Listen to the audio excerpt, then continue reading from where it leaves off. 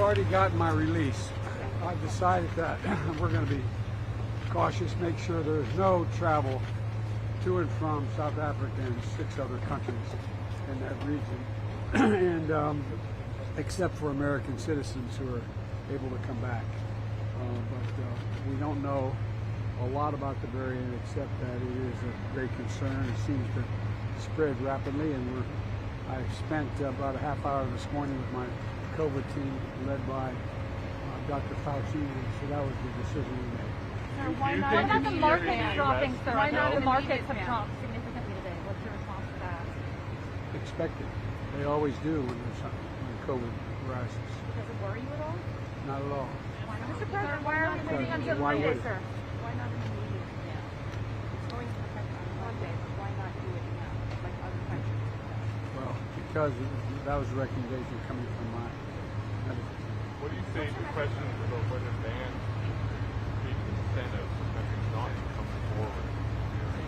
You're penalized for doing Hey, that's ridiculous. Because you can't hide the variants.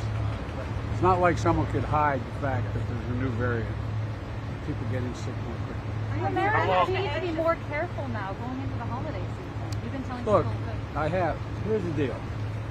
Every American who's not been vaccinated should be responsible and be vaccinated from age 5 years and up, number one. Number two, everyone eligible for the booster shot should get the booster shot immediately upon being eligible.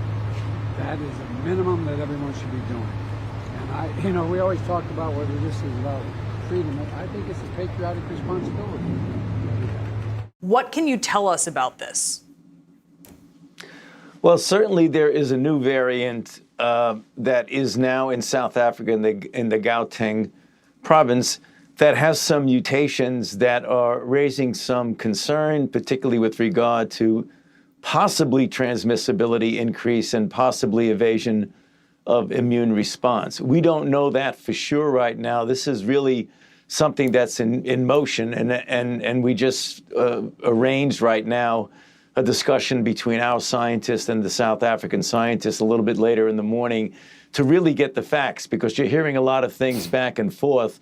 We want to find out scientist to scientist exactly what is going on.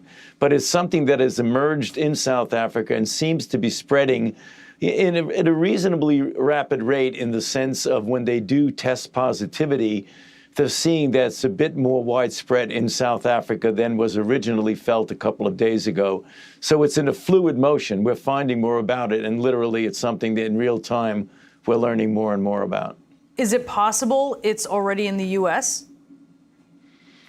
You know, of course, anything is possible. We don't know that. There's no indication that it is right now. It seemed to have been restricted. There were some cases that originated in South Africa and that went to Botswana, and people who traveled and found out they were infected, and one that had gone actually to Hong Kong. So there's a lot of travel. You never know exactly where it are, and that's the reason why we're getting together to them to try and get the precise molecular makeup of it so you could actually test for it. And that's something that'll take a little bit to put the appropriate materials together to do that. But we are in very active communication with our South African colleague scientists. So explain to us the questions and the concerns about how this might evade immunity, because there are so many mutations here on the spike protein, which is what the vaccines that we have are designed to hit. The question is now going to be, right, is that spike protein still permeable when it comes to the vaccine? Yeah, that's what we're going to be finding out, because when you look at a mutation, it can give you a hint or a prediction that it might evade the immune response.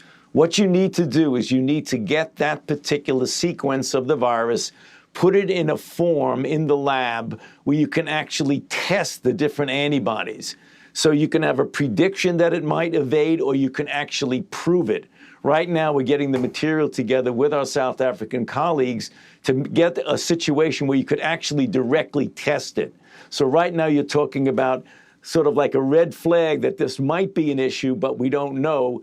Once you test it, you'll know for sure whether or not it does or does not evade the antibodies that we make, for example, against the virus through a vaccine or following convalescent after you get infected, when you get antibodies, do those antibodies protect you against this new virus? The answer is we don't know right now, but we're going to find out for sure.